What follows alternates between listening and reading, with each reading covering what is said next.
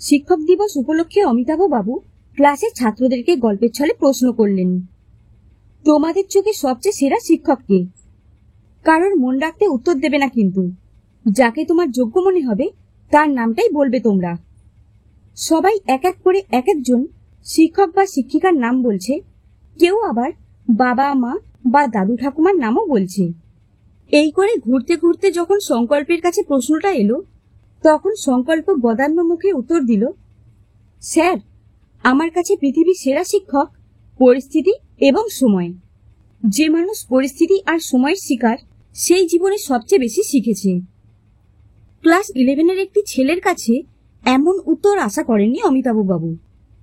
Class 11-এর ছেলেটি নতুন ভর্তি হয়েছে, প্রথম থেকেই কথা বলে কম।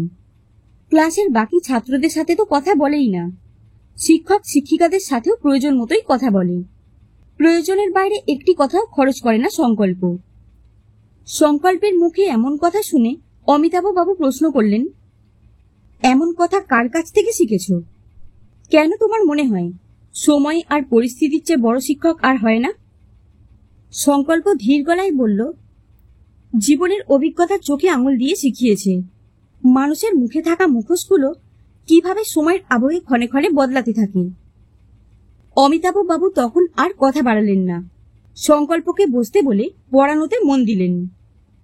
স্কুল থেকে ফেরার সময় সাইকেলটা বার করতেই দেখলেন সংকল্প স্কুল গেট থেকে বেরিয়ে হাঁটতে শুরু করেছে। অমিতাভ বাবু সাইকেলটা নিয়ে সংকল্পর পাশ দিয়ে যাবার সময় বললেন, আমার সাইকেলে উঠে এসো সংকল্প, আমি ওদিকেই যাচ্ছি, তোমায় ছেড়ে দেব। প্রথমে সংকল্প না করলেও স্যারের জোড়াজুড়িতে শেষ পর্যন্ত স্যারের সাইকেলে চেপেই বসল। অমিতাভ বাবু কিছুটা গিয়ে একটি চায়ের দোকানের সামনে দাঁড়িয়ে বললেন, চলো একটু চা খাই। তুমি একটু দেরিতে বাড়ি পৌঁছলে কেউ চিন্তা করবে না তো? আমার বাড়িতে চিন্তা করার মতো কেউ নেই স্যার, মা সেই রাত 10টায় ফিরবে, বাড়িতে আমি এখন পুরো একাই থাকব। সংকল্পর মুখ দেখে বুঝতে পারেন অমিতাভ বাবু যে ছেলেটার খিদে পেয়েছে, তাই নিজের জন্য চা বিস্কুট আর সংকল্পের জন্য ঘুগনি রুটি অর্ডার করলেন তিনি। খাবারগুলো আসতে যতটুকু সময় নিল তার মধ্যেই অমিতাভ বাবু কথা তুললেন, তুমি ক্লাসে তখন এমন কথা কেন বললে সংকল্প? সময় আর পরিস্থিতি কি করে সেরা শিক্ষক হয়? সংকল্প কিছুক্ষণ চুপ করে থাকে। অমিতাভ বাবু বলেন, আমার কাছে সবটা খুলে বলতে পারো, আমি কারোর কাছে কিচ্ছু বলবো না। সংকল্প বলতে শুরু করে, আমার বাবা এই পার্সিয়া গ্রামের একজন মান্যগণ্য মানুষ ছিলেন। দাদুর লোহার ব্যবসার সবটাই দেখতেন আমার বাবা। আমার 2 কাকাকে লেখাপড়া শিখিয়ে তাদের চাকরি করার ব্যবস্থা করে দিয়েছিলেন, আর 2 কাকাকে আলাদা ব্যবসা খুলে দিয়েছিলেন। 3 পিসিকে ধুমধাম করে বিয়ে দিয়েছিলেন। যখন মেজ পিসি মশাইয়ের ক্যান্সার হলো, তখন তার চিকিৎসার জন্য নিজের ভাগের বাড়ির অংশ বন্ধক দিয়ে পিসি মশাইয়ের চিকিৎসা করিয়েছিলেন, যাতে আমার মেজ পিসি অকালে বিধবা না হয়ে যায়। তখন আমার বাবা মাকে সবাই দাদা বৌদি না ভগবানের আসনে বসিয়ে পুজো করত। অথচ আমার সেই বাবারই যখন হঠাৎ হার্ট অ্যাটাক হলো, তখন আমার মা কাউকে পাশে পেল না। ব্যবসাদার ঘর আমাদের, যা টাকা আসতো তার সবটাই লেগে যেত ব্যবসায়, ধার বাকিতেই চলতো পুরো ব্যবসা। বাবা যেমন মার্কেটে অনেকের কাছে টাকা পেতেন, তেমনি বাবার কাছেও অনেকজনই টাকা পেতেন। বাবার যেদিন অ্যাটাক হলো সেদিন অনেক মানুষকেই দেখেছি মায়ের পাশে থাকতে, তবে সেটা মাকে সাহায্য করতে নয়, বাবার কাছে তারা কত টাকা পান সেটা জানাতে। সেই তাগাদা থেকে বাদ যায়নি আমিও। ডাক্তাররা বললেন বাবার বাইপাস সার্জারি করতে হবে, এবং সেটা খুব তাড়াতাড়ি। কিন্তু কলকাতার সরকারি হাসপাতালে সিট কোথায় যে চাইলেই ভর্তি করা যাবে?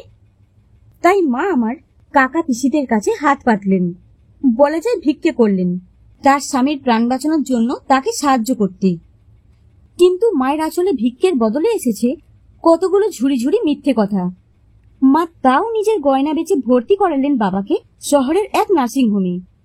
অপারেশনও হলো, কিন্তু শেষ রক্ষা হলো না, বাবা মারা গেলেন। হয়তো পৃথিবীটা আরো কত নোংরা হতে পারে সেটা চোখে আঙুল দিয়ে দেখানোর জন্য। বাবা মারা যাবার পরে শুরু হলো আমার আসল পৃথিবী দেখা। দিন রাত শুরু হলো তাগাদা। 5,000 টাকাকে 50,000 বানিয়ে তাগাদাদাররা বাড়িতে হানা দিতে শুরু করলো। দিন নেই রাত নেই, যখনই সুযোগ পাচ্ছে নিজেদের নোংরা লোলুপ দৃষ্টি দিয়ে মাকে গিলতে এসেছে যেন। ছেলে হয়ে সব দেখেছি, কিন্তু কিচ্ছু করতে পারিনি স্যার। বাবার ব্যবসাটা বিক্রি করে দেবে বলে যখন মা ঠিক করলো, তখন আমার কাকা পিসিরা আপত্তি তুলল, কারণ ব্যবসাটা ছিল আমার দাদুর নামে। বাবা কখনো আইনতভাবে নিজের নামে ব্যবসাটা করেনি, কারণ বাবার হয়তো মনে হয়েছিল যে তার সব ভাই বোনদের তিনি প্রতিষ্ঠিত করে দিয়েছেন যখন, তখন এই ব্যবসায় আর কেউ ভাগ বসাবে না। কিন্তু বোকাদের বোকামিকে কেউ কখনো প্রশ্রয় দেয় বলুন? তাই আমার বাবার বোকামির দায় ভোগ করতে হলো আমার মাকে। আমার বাবার ব্যবসা বিক্রি করে পাওনাদারদের টাকা মিটিয়ে দিয়ে যা থাকলো তার 8 ভাগ হলো, কারণ আমার দাদুর 5 ছেলে আর 3 মেয়ে, সবাই সমানভাবে ভাগ বুঝে নিল নিজেদের। মা মেজ পিসিকে বলল, ঠাকুরছি, মেজ ঠাকুর জামাই তো এখন পুরোপুরি সুস্থ। মেজ ঠাকুর জামাইয়ের জন্যই তো তোমার দাদা এই বাড়িটা বন্ধক রেখেছিল। যদি মেজ ঠাকুর জামাইকে বলে এই বাড়িটা ছাড়িয়ে দেবার ব্যবস্থা করো, তাহলে ছেলেটাকে নিয়ে আমায় রাস্তায় দাঁড়াতে হয় না। মায়ের সেই কথায় মেজ পিসি বলেছিল, বড়দাকে কি আমি বলেছিলাম বাড়ি বন্ধক রেখে আমার স্বামীর চিকিৎসা করাতে? টাকা না থাকলে দিত না বড়দা, আমি অন্য কোথাও থেকে ব্যবস্থা করতাম আমার স্বামীর চিকিৎসার টাকা। আমার স্বামী পারবে না তোমার ঋণের বোঝা বইতে।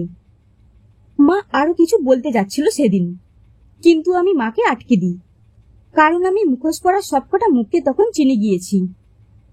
বাড়িটা হাত থেকে বেরিয়ে যাওয়ার পরে যখন রাস্তায় এসে দাঁড়ালাম, তখন বাবার ব্যবসার 8 ভাগের যে 1 ভাগ মা পেয়েছিল, সেই টাকাটাই ছিল হাতে। সামনে আমার তখন ক্লাস 10-এর টেস্ট। মা অথই জলে। জীবনের মাধ্যমিকে যেন আমার মাও টেস্ট পরীক্ষার্থী। মাকে সেই টেস্টে উতরিয়ে দিল আমাদের বাড়িতে বহুদিন আগে কাজ করা শ্যামলী মাসি। শ্যামলী মাসির মেয়ের বিয়েতে নাকি আমার বাবা কিছু টাকা দিয়ে সাহায্য করেছিলেন। তাই শ্যামলী মাসি এসে মাকে বলল, বৌঠান, যদি রাগ না করো তাহলে একটা কথা বলি। আমার বাড়িতে আমার ছোট ছেলে আর আমি ছাড়া তো কেউই থাকে না। যদি আমার বাড়িতে থাকতে বলি তোমায়, তাহলে কি খুব রাগ করবে তুমি? জানি আমি কাজের লোক, এ ধরনের কথা আমার মুখে মানায় না, তবুও বড়দার তো কম দয়া নেই আমার উপর।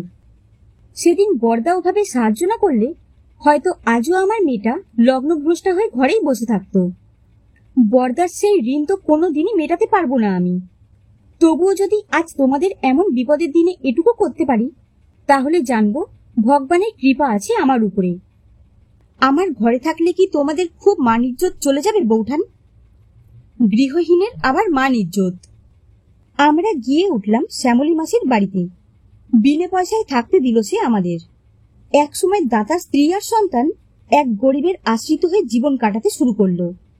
বলুন তো স্যার, এ শিক্ষা সময় আর পরিস্থিতি ছাড়া কেউ দিতে পারে? এরপরে একটু চুপ করল সংকল্প। অমিতাভ বাবু বললেন,